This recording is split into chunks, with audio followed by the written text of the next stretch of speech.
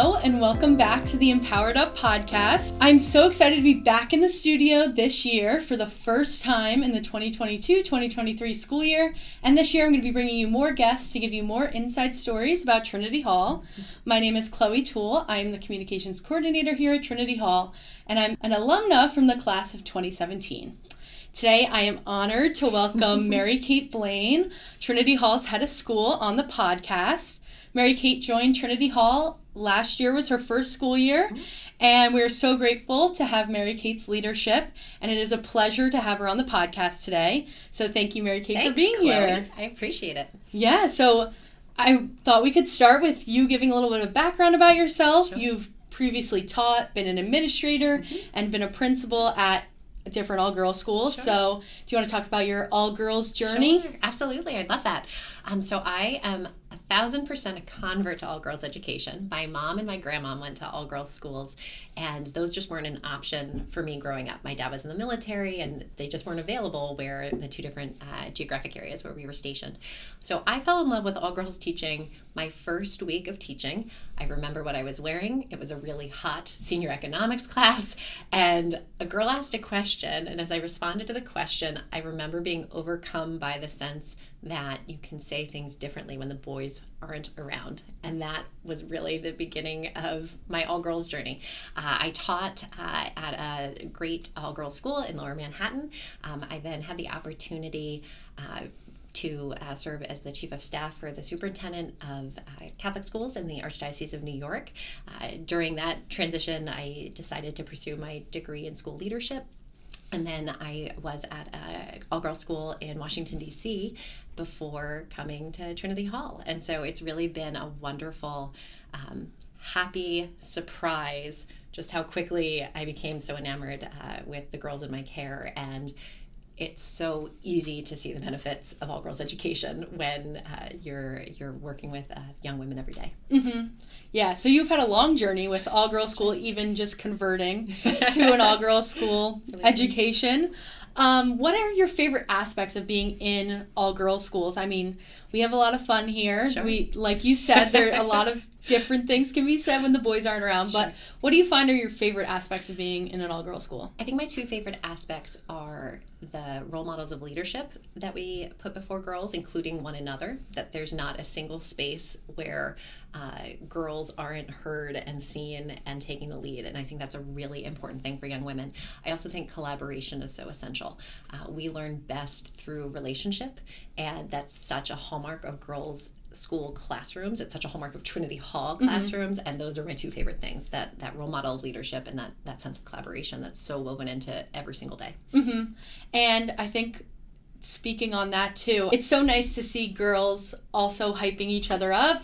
They are always constantly cheering each other on in collaborative spaces, and even if it's a simple math problem, they're cheering each other on. I love that they know each other so well, too. Yes. They know what one another is good at, and there's strength that comes from knowing this is what I bring to the team, this is what my friend brings to the team, this is how we're stronger and better together. And I think that's really, really phenomenal. And I don't think that's always how young people interact in academic spaces. Mm-hmm. I mean, you walk down the halls here and you see girls on the floor, sitting with their laptops, just collaborating, and I think that's so special. I was just in a physics class this morning. They're getting ready for a big test on Monday, a group of our freshmen, and it was so much fun to see them helping each other and re-reviewing, and just, the comfort they had in asking questions, and their sense of responsibility to get ready for this, summative assessment. It was really just energizing to see. Mm-hmm. I love that. What do you think is the importance of all-girls education in our world, across the globe, in our country? What do you think is the importance? Could talk for hours. How long is the podcast?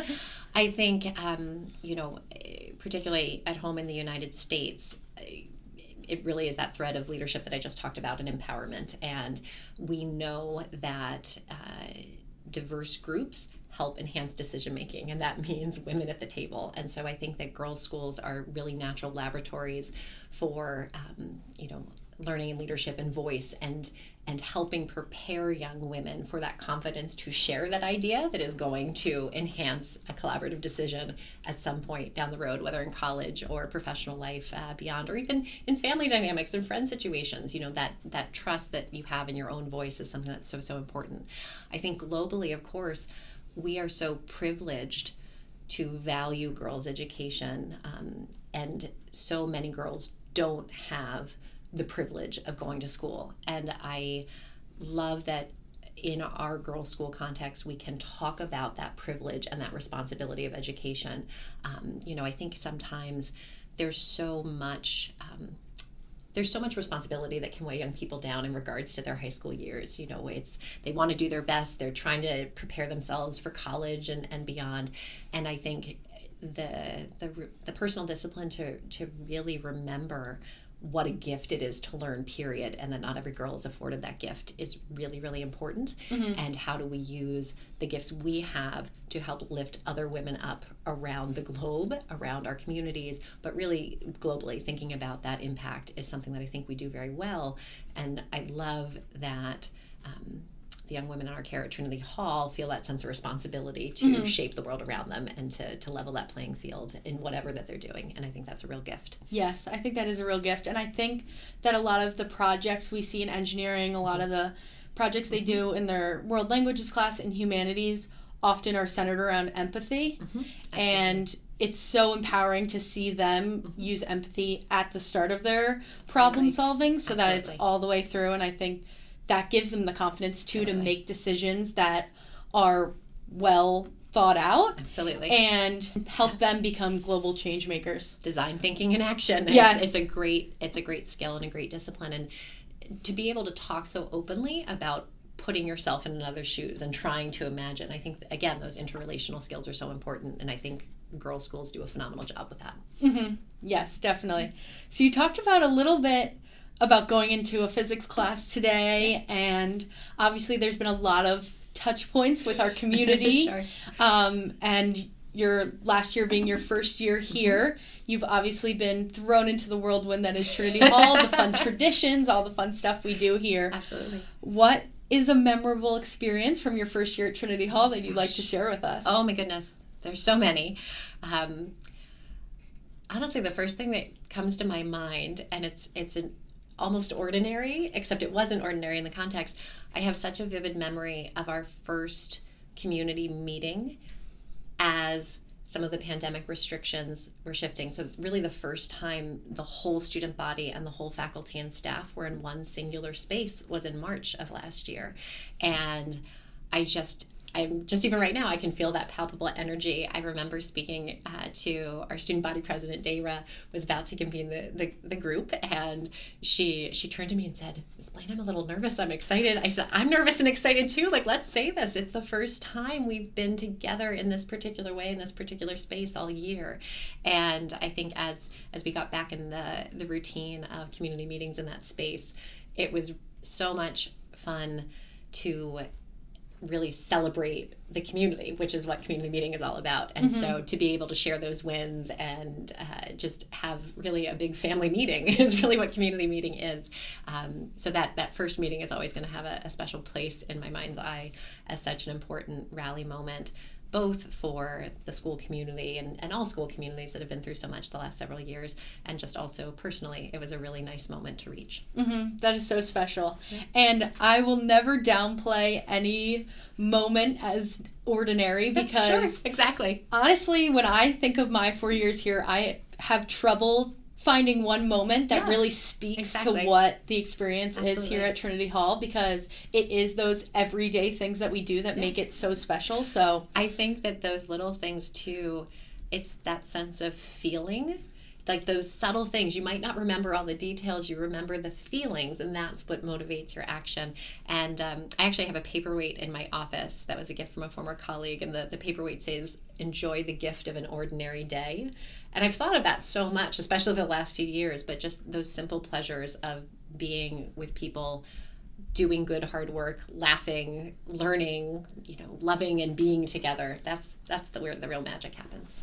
I would say all those words combined perfectly describe a community meeting here too. Exactly. Because we're laughing, we're all together. It's just a great I just love moment. Celebrating the good news, all the reminders. It's just such an eclectic snapshot of really family life. That's what we're doing. Yeah, so that's such a special moment, and I'm sure you'll hold on to that forever. Absolutely. Yeah. Absolutely. So what are you looking forward to this year? What traditions are you excited to be involved in again? What are you looking forward to doing more of? It's so exciting it's always exciting. I love back to school. September is probably one of my favorite months of the year and has been, because that newness is so energizing, and it's always such a gift to bring new freshmen into the community, and it's such a gift to see every new group of seniors celebrate their leadership in a new way. I think every class has its own unique character, and that character really does ripple through the hallways in every particular year. In terms of traditions, I'm so excited that Royal Rumble is getting back into its swing, and really looking forward to flag football. I'm a huge football fan, and so I love that we started flag football last spring. And I'm really excited for that rally moment. I was just talking with Ms. Sobieski, our Dean for Student Life, about semi-formal coming up and Halloween right on the heels. So I think there's so many fun rally moments in fall that help get us into a good community pattern and just celebrate and have some fun while working hard, and those are all things that I'm really looking forward to. I'm also really energized by our community conversations around well-being. I loved all the girls' reflections about our all community read, the mindful teen. I love that there's so much student leadership and faculty and staff support for really thoughtful conversations about how we take care of one another in our mind, our body, and our spirit. And that's really, really energizing to see how we talk openly and honestly about being our best selves, and how school is one part of that. But all these aspects go into success. And so I'm really excited to see how those programs and those conversations unfold as a community this year. Mm-hmm. I think that's something we stress here at Trinity Hall is the whole student. Absolutely. And making sure that your well-being is at the forefront of what you're doing, because you can't really participate in things you want to if you're not fully prioritizing your well-being. I say sometimes too, I am a history teacher by trade, and government and economics, they're passions of mine. And the thing I love about high school is that whatever our discipline or area of focus, whether we're teaching a math class or whether we're a soccer coach or whatever we're doing, we're teaching young people how to be good human beings through our academics or through our co-curriculars, and that's the real joy and the magic. And so when I think about our conversations about well-being, it's really how do we weave all those things together and just elevate that sense of every person's integrity and wholeness, because that's what we need to have a good, healthy person, family, community, and world. That's so important. And I mean, Halloween and flag football are two very important things exciting. Here at Trinity Hall. There are definitely some moments that a lot of students remember when they leave, and we take Halloween very seriously. That's actually one of my favorite memories from last year too. I realized that teachers are in it to win it as much as the students are, and so I was like, oh, I gotta have a good costume. I don't want to mess up. So it's going to be a really fun day. It's a Monday that will be a very irregular Monday this year. Yes, definitely. I'm very excited. So what are your hopes for the students this year and in the coming years? What do you hope for our students? I just love that sense of community and getting back to those basics and, really being our happiest, healthiest, best selves after what's been such a challenging time is very much on my mind.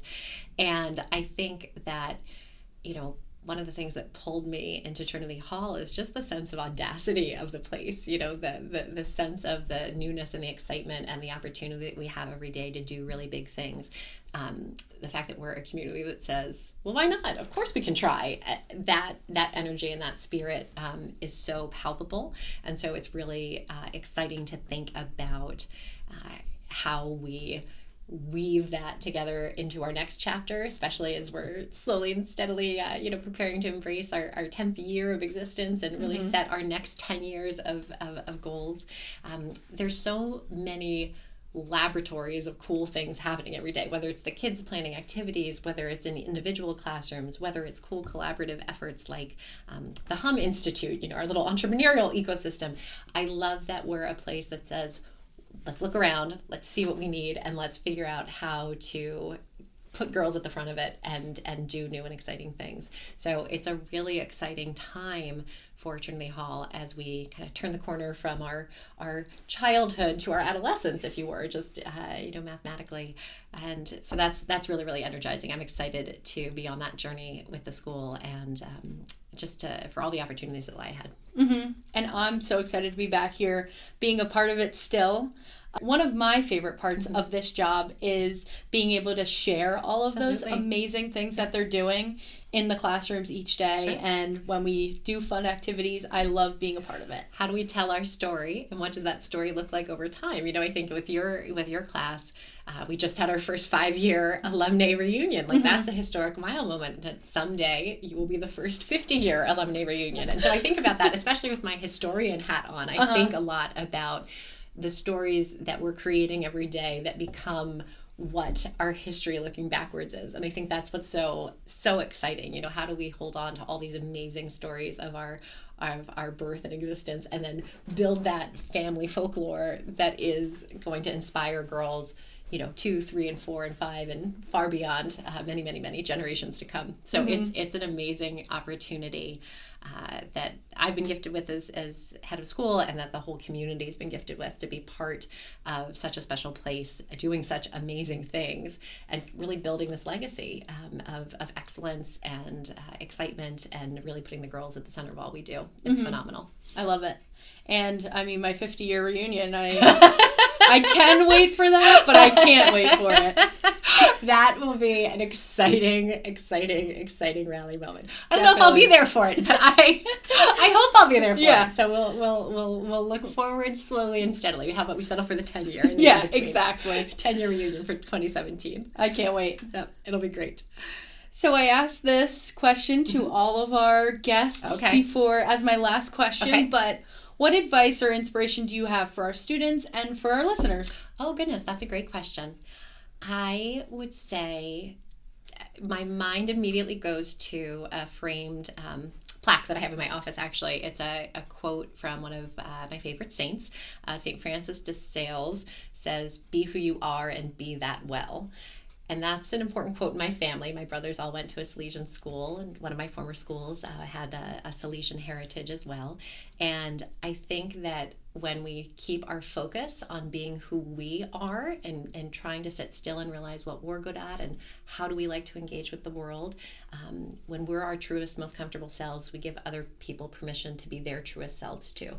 And so I think that that's really good advice, especially for young people during this time of just excitement and figuring out who you are. That's really what the work of high school is. And I think it's the work of every single day. If we're good, well-developed human beings, we're constantly saying, okay, who am I as my best self today? When are those moments where I wasn't quite my best self? Where do I want to grow? What's next?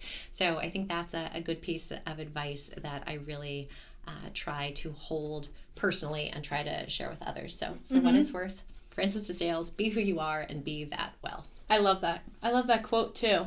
And I think it speaks to what we talked about this whole podcast, playing to your strengths, collaborating, lifting other people up, and being who you are. It ties a lot of threads together, which is why I like it so much. You can come see the plaque in my office and get some chocolate anytime. Yeah, I will definitely be visiting. Thank you so much for joining us, Mary Kate. It was an honor to have you here. Thank you for having me. I'll come back again if you want me. Yay, I will gladly have you again. We have a laundry list of people before then, though, so well, slow and steady. Yeah. Well, thank you so much for tuning in to Empowered Up. I'm so glad to be back in the studio. I hope you enjoyed this episode. For everyone tuning in on YouTube, please subscribe to our channel and like our video. And for those tuning in on SoundCloud, follow us on there and give us a like. Thank you so much for tuning into the episode, and stay tuned for some fun guests that I have for the upcoming year.